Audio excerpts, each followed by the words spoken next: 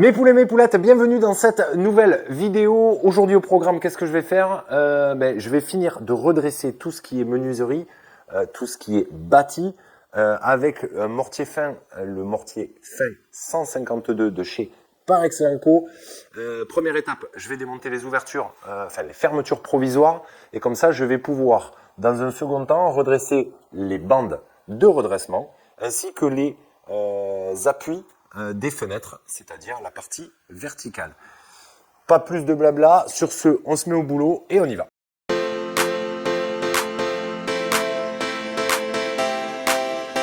Du coup, avec mon fils m'a aidé, on a sorti la fermeture provisoire.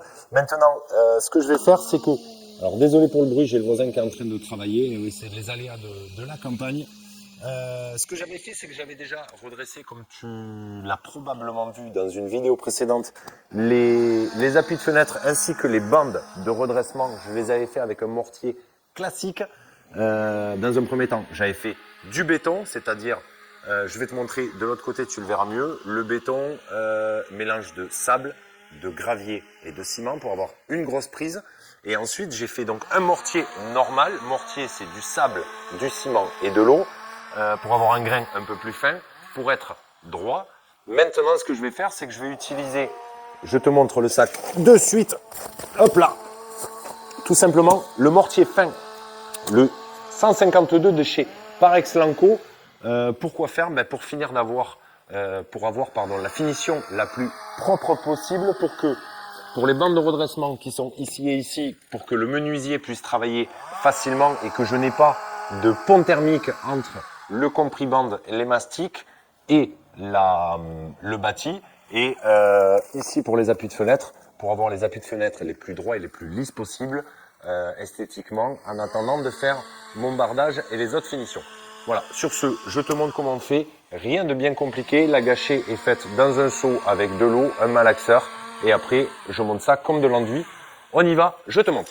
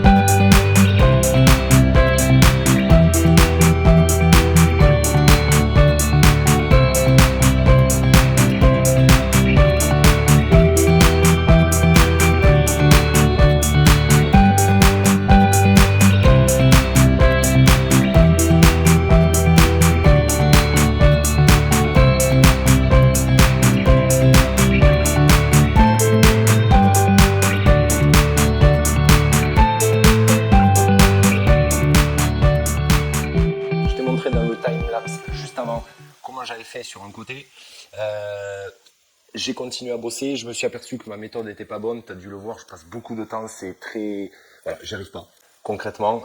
Du coup, j'ai testé hors caméra une autre méthode que j'ai trouvée beaucoup mieux. La seule méthode que j'ai trouvée qui est plus adaptée à ma technicité, à mon geste, parce que j'arrive pas à le faire à la truelle comme le ferait un maçon, c'est de le faire comme si je faisais un enduit, c'est-à-dire que je vais faire le mortier fin 252, comme 152 pardon, comme tout à l'heure, sauf qu'en fait je vais faire des plus petites gâchées, je vais le faire un peu plus liquide et je le travaille au couteau et tu vas voir, exactement comme un enduit, et c'est beaucoup plus facile à faire. J'utilise les mêmes techniques, sachant que là le but est de ne faire qu'une seule passe de finition pour avoir quelque chose de relativement lisse et rien d'autre. Et pourquoi je peux le faire? Tout simplement parce que c'est une chose que j'avais oublié de te parler, mais je te remettrai une petite photo, un visuel, parce que les caractéristiques du 152 mortier fin, le 152 mortier fin de chez Parex Lanco, pardon, a une granulométrie de 0 à 1,2 mm. C'est-à-dire que tu peux en exagérant, le travailler comme un enduit. C'est relativement fin. Il y a très très peu de cailloux ou de grosses poussières. Tu vois, ça reste une grosse poussière similaire à de l'enduit. Du coup, je refais des petites gâchées, je te montre tout ça. Je vais me servir de quoi? Très simplement, je te montre rapidement et comme ça après tu pourras le voir dans le time-lapse. Je vais me servir d'un couteau, un bac à enduit. Et après, par contre, j'utiliserai l'étaloche. Tu verras, j'ai trouvé ce truc-là. Pour moi, c'est pas mal. Ça fonctionne très très bien. Je te tourne, enfin je te tourne pas. Je te montre directement comment je fais ici. Ok, du coup, comme je te disais avant, le principe est de travailler sur une consistance proche de celle de l'enduit. J'en profite en même temps. Je pulvérise, j'humidifie le support pour pas que ça sèche et ça tire beaucoup trop vite. Et en même temps, pour figer les dernières poussières qui restent. Je te disais, oui, en termes de consistance, grosso modo, en fait, je vais être comme un enduit, un poil plus liquide. Et tu vas voir, j'ai trouvé ça, c'est beaucoup plus simple. Je le fais comme un enduit. Tu me vois pas, mais faut bien que j'attrape le matériel. Hop, c'est parti. Je te montre. Et comme l'enduit, ce que je fais, c'est que j'attaque toujours du haut vers le bas. Alors désolé, il y a un peu de vent maintenant. Tout à l'heure, c'était le voisin avec la tronçonneuse. Et maintenant, ça va être le vent. Mais du coup, je te montre. Je viens, en fait, exactement comme si je faisais un enduit. Là, il est un chouïa trop liquide. Mais à force de le manipuler, tu vas voir, il va du coup s'épaissir un petit peu. Et tu vas vite voir que sur le fond, c'est beaucoup plus simple en le faisant comme ça que comme je le faisais tout à l'heure. Ça me permet de mieux l'étaler. Et après, pour le lisser, ça sera plus simple. Tout simplement.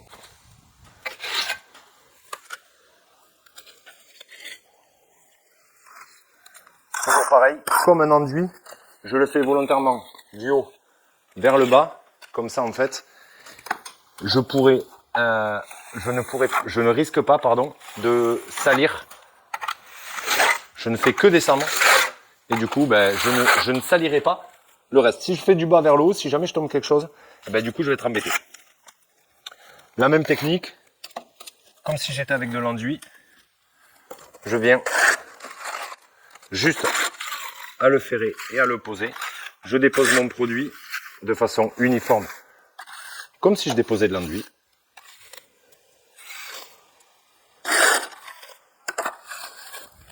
Et au fur et à mesure, je descends.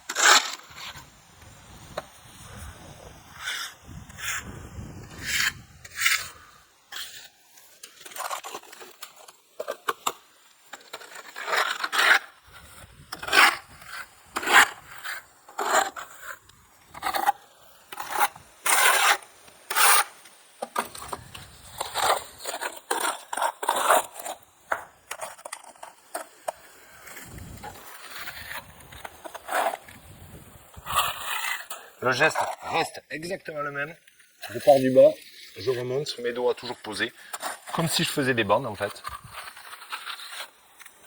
Voilà, regarde. C'est beaucoup plus simple.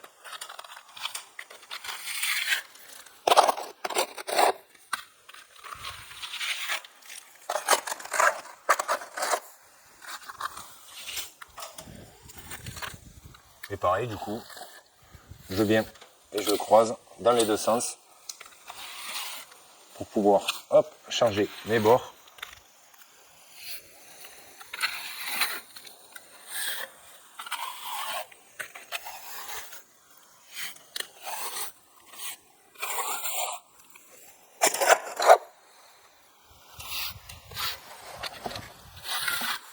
Maintenant qu'il a commencé à prendre, la même chose.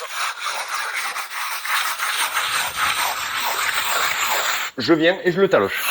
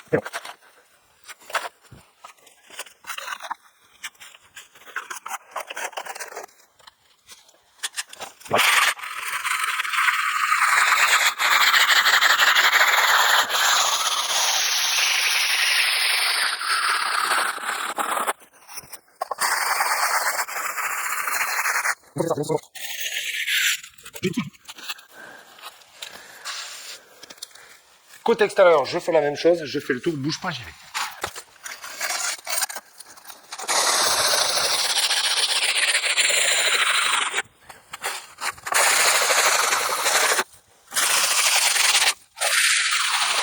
Ici, là, il va falloir que je recharge un tout petit peu. C'est pour ça que je suis passé aussi dehors, parce que du coup, je me suis aperçu que j'étais pas forcément bon, je vais quand même contrôler avec le niveau. Et effectivement, tu vois, là je suis bon et en fait j'ai ici au milieu de mon niveau un joli trou qu'il va falloir que je comble. Sinon après le reste de mon appui est bon, il faut juste que je gratte un petit peu le bas. Chose que je fais de suite.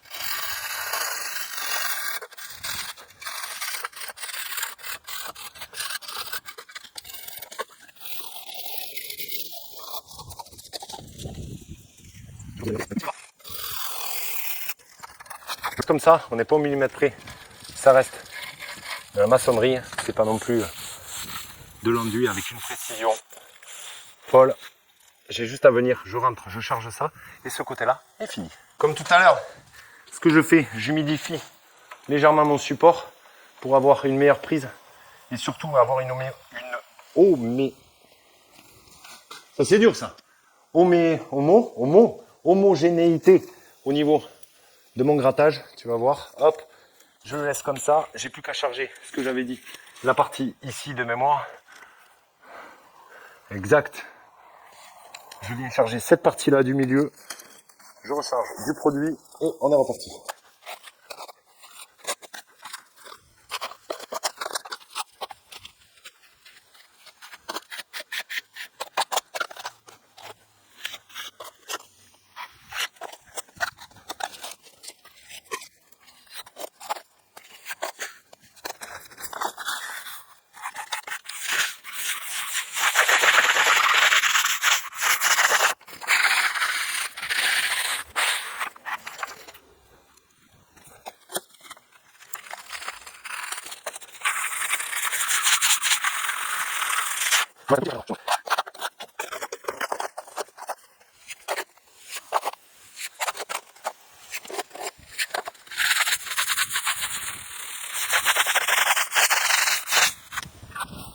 Comme tout à l'heure, je re-racle la partie du haut.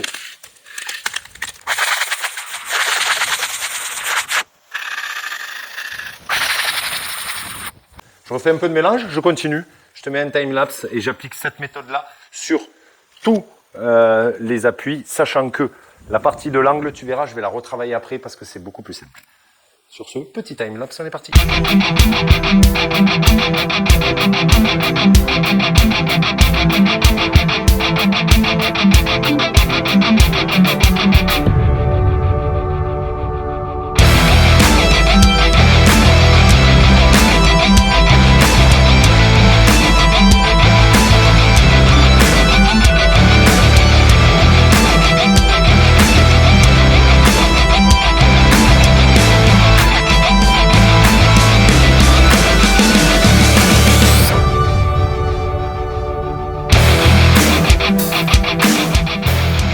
Petite mission du jour, je vais réduire ici la porte d'entrée, je vais la mettre à la bonne cote. Volontairement, ce que j'avais fait, si tu avais suivi les épisodes d'avant, c'est que j'avais bâti ce parti du mur volontairement en retrait pour pouvoir ensuite redresser mon tableau convenablement. Donc là, la mission, elle est simple. Je vais faire un petit coffrage avec ces planches de récupération. Je vais les mettre de niveau à la bonne cote. Une fois que j'aurai mis mes planches de coffrage, dépoussiérer, humidifier le support pour favoriser l'accroche. Et puis après, comme ça, je pourrai bâtir, tu verras, Je pourrais charger au mortier entre les deux planches pour venir fermer ici. Ce que je ferai, c'est que je ferai un mortier un peu plus gras que d'habitude. Le mortier, je le rappelle, c'est un mélange de sable, de ciment et d'eau. Et quand on dit qu'il va être un peu plus gras, ça veut dire que je vais mettre plus de ciment dans mon dosage pour avoir une meilleure prise et surtout un séchage plus rapide. Sachant que là, je suis en permanence quasiment toute la journée au soleil. Donc du coup, ça va sécher relativement rapidement. Je pourrais décoffrer rapidement pour pouvoir faire ensuite, comme j'ai fait sur les fenêtres, les bandes d'appui pour que le menuisier ait une surface la plus propre possible pour venir poser les menuiseries et que le compribande puisse avoir la moins de compensation à faire sur les briques. Alors celle-ci, ça va, mais les autres, ça va être un peu plus compliqué. Donc du coup, j'y vais, je te mets le timelapse comme d'habitude. Et puis voilà, allez, à de suite.